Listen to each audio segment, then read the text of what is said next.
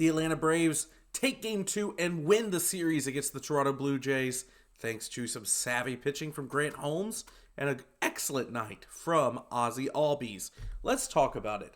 So, 2 nights in a row, we're establishing a new pattern of videos here. The Braves, before we even get into the game, Braves now 42-20. They're on pace to win 110 games, which ranks them fairly high in MLB history. Don't have the exact number off their chest. A better prepared show would have. But very impressive season by Atlanta, and I don't know if this is just me, but it has never felt like they've been fully clicking.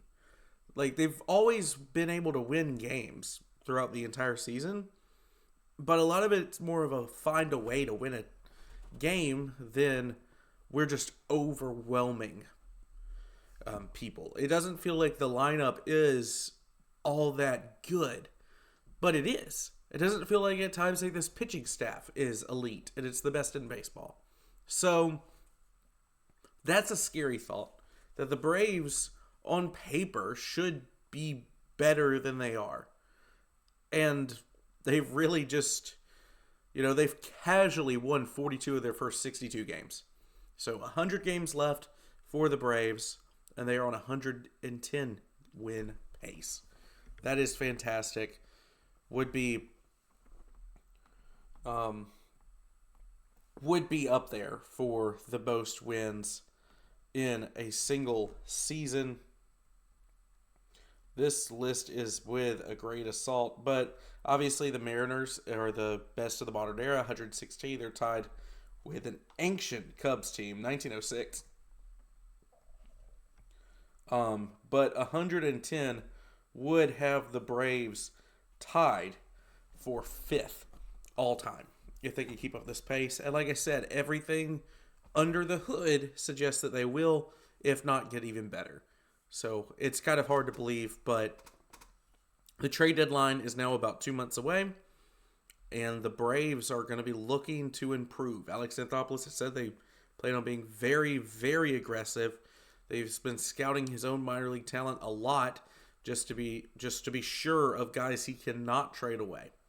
So I expect maybe 1 or 2 guys in the entire system to be like, okay, absolutely not. And I don't know which 2 guys that would be. I mean, there's a lot of guys right now, especially in AAA Rome or AAA Gwinnett and Single A Rome, that are just absolutely killing it. So I do wonder who would be off limits for a trade and who will be traded at the deadline to acquire, to a left-handed relief pitcher or 2 to improve this team, or a big bat at either shortstop or left field to really bring this team that's already elite, already the best team in baseball, bring it up just another notch to really match up with a stacked National League in the playoffs. So we'll talk about some trade deadline targets and everything like that later down the stretch. I think we're still a little bit too early to begin really looking at trade deadline targets, but I'm starting to do my research on that video. So we'll see. The Braves started off this game with it was a little rough. Grant Holmes loaded the bases before he got an out. So 2 hits given up to the top 2 batters, walked Vladimir Guerrero, so bases loaded. Grant Holmes manages to get a double play ball, but it still scores 1, and you have a man on third. He gets out of it, so he does prevent the blow-up inning that we've been kind of accustomed to seeing out of Grant Holmes this season and throughout his career. But he was really good. He decided to actually be clutch. He talked about it in the post game a little bit of just, okay, I'm going to throw this pitch here, and it's going to be a double play, of just talking his way through it and not trying to be perfect, but putting himself in a position to give his guys, who are all Gold Glovers behind him, a chance to make a play and get him out of the inning. Because he said, I have the best offense in baseball. I can give up a run or 2. I'm not having to be perfect. I don't need to strike this guy out. I just need him to roll over. And that's what he got. That's what happened. And he got out of it, only giving up 1 run in the first inning. That was a big momentum swing. The Braves did. Maybe that wasn't the momentum swing there, because the Braves did go 1-2-3 in the bottom of the first. But when Grant Holmes came out and shut down the Blue Jays on the top of the second, you're like, okay, he's settled into this game. This should be fine. And the Braves do get a run back in the bottom of the second when, of all people, Ha-Sung Kim, a blooper into left. I honestly thought that Lucas was going to catch this, but he did not. He didn't make a really... I don't know if he just knew there was zero chance that he would ever catch it, and so he was trying to play that it was in his glove or closer to him than what it actually was to try to make Eli White hesitate. But there were already 2 outs on the board. I don't understand necessarily making that play. Eli White's going to score either way. He's fast, and with 2 outs, he's running on contact. So that was a little bit of a weird play. But Ha-Sung Kim, he got jammed and managed to just dump it into left. Finally, he gets a break to go his way, and a single, and then an advance to second for Ha-Sung Kim, who maybe is starting to turn it around a little bit. If anyone on this Braves team needs it, it is Ha-Sung Kim at the moment, who has not been getting the at-bats to even turn his season around, which, without spring training and only 2 weeks of rehab, that's kind of I understand why he's struggling at the big league level. So, hopefully this is a sign of things to come for Ha-Sung Kim. The Braves, in the top of the third, though, the Blue Jays got it right back. So this was basically a carbon copy of last night's game, where anytime one team would score, the other team would just respond right back. And last night, it was the Braves who were able to kind of weather the storm and respond anytime the Blue Jays got any sort of momentum. Tonight, it felt like it might be the Blue Jays doing that. As Nathan Lucas, like I mentioned, he didn't make the play in left field, but then he homers into right field. So he manages to visit the chop house. The balls have been weird this series because that felt kind of like it wasn't hit all that hard, but it sailed well into the chop house, and the Jays take a 2-1 lead. Holmes recovers nicely after that, and the Braves do damage in the bottom of the third. Matt Olson and Ozzie Albies were both really, really good tonight.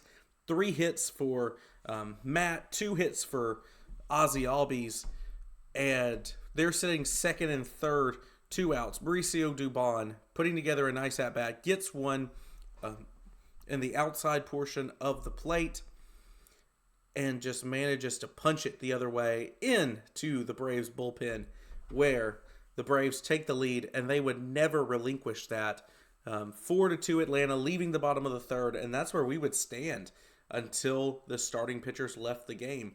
Grant Holmes gave you 6 innings of pretty masterful work for Grant Holmes. Like I said, he struggled in the first inning, came back out really strong, nothing really given up besides the homer to Lucas. So after that, Grant was settled in perfectly, and he had a performance that he really needed to probably get his season back on track. I don't know if Grant Holmes is going to stay in the starting rotation just because there's so many options the Braves have. Hurston Waldrop will be back here in about a month and a half or so. A.J. Smith-Shawver shouldn't be too far behind him. And Spencer Schwellenbach, hopefully, this is Wood, will be back this season. So, Grant Holmes has a place on this team. It's just whether or not that is in the starting rotation. Nights like this will go a long way into him keeping his spot on this roster, though. I want to talk about Ozzie Albies. So Ozzie had a just atrocious month of May. He was terrible. Just as much as he overperformed in March and April, he just came crashing down to earth in the month of May. But he is now starting to put it together. So maybe June is going to be another month like how you saw him perform in April, which this is not just a June exclusive thing. You could see him starting to put together better at-bats towards the end of May as he got his confidence back, And this is now 2 straight games with a home run for Ozzie Albies. And he was 2 for 4 tonight with just a monster shot into left field off of the what would it be called? The ribbon board? Yeah, the ribbon board in left. Just an absolute tank that he hit that really put this game away. Made it 7-2 at the time. The Blue Jays hit a solo homer off of Tyler Kinley in the 9th. Congratulations, as Chris Paul hits a 3 to cut the lead to 41. But the Braves thoroughly dominated this game, especially after the first 2 innings. They really were able to they showed they were the better team. And something I saw on social media was the Blue Jays broadcast went off on them for just not giving the extra effort that, and I think it was a dropped foul ball by the catcher, just didn't really hustle. And that really made me feel lucky for how hard this Atlanta Braves team plays day in and day out, because they do it because they love each other and they love playing baseball and they love Walt Weiss and they hold each other accountable. They just go out there every day and try as hard as they can, show 110% effort playing a children's game to do the little extra things correctly. This team is very, very good at not making mental mistakes. They still happen. I mean, they're human after all. But they don't happen near as often as like the Blue Jays. Blue Jays made several mental errors tonight where they just didn't show effort.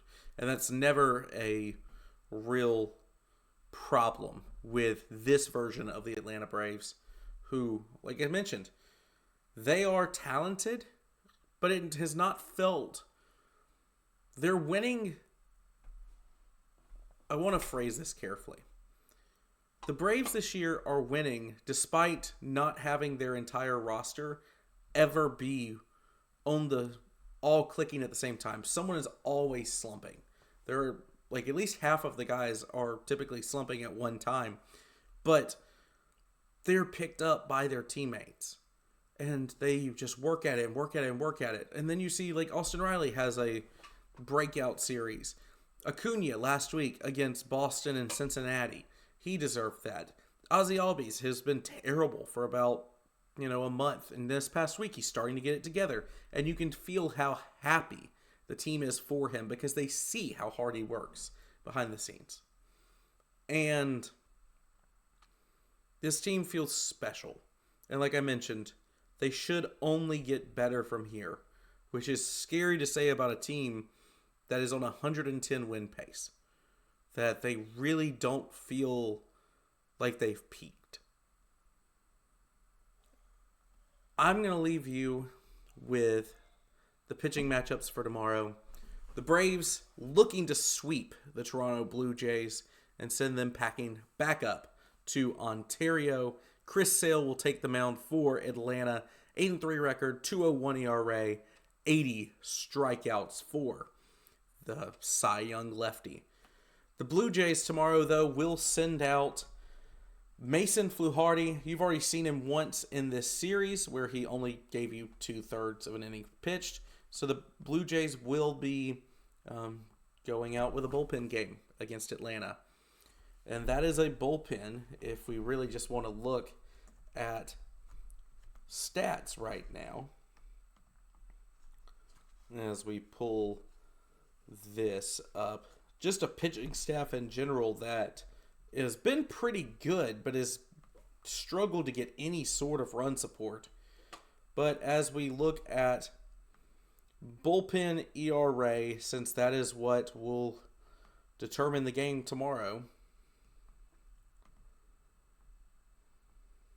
ERA. The Toronto Blue Jays are, if we can ever get the MLB site to actually work properly, the Toronto Blue Jays are 15th in Major League Baseball with a 3.93 ERA as a bullpen. So dead center, middle of the pack. And the Braves this year have absolutely destroyed bullpens. So there's a chance that with Toronto just going out and seeing more pitchers than what Atlanta's seen, because I don't think they've actually faced a bullpen game this year from an opposing team. It only takes one guy to be off, and this Braves team can capitalize and put up a crooked number very, very quickly, and it can be at any part of the lineup. So you have to be very, very careful with how you manage against this Braves offense. So should be a good game. The Braves looking to sweep, and they have Sale on the mound against the Toronto bullpen tomorrow. And after that, the Braves will welcome the Pirates to town and should miss Paul Skeens. As much as I would like to see the Braves play against Skeens, I think that might be for the best. He is a very, very good pitcher. So we'll see how that goes. But the Braves, 42-20, 110 win pace. They are looking to expand their lead in the National League East. And we'll probably take a look at that tomorrow. Look around the league a little bit more then. Thank you for watching. If you made it this far into the video, you clearly like the content, so you should leave a like and subscribe. It really does help me out so much. But until tomorrow, I hope you have a good day. Peace out and keep chopping.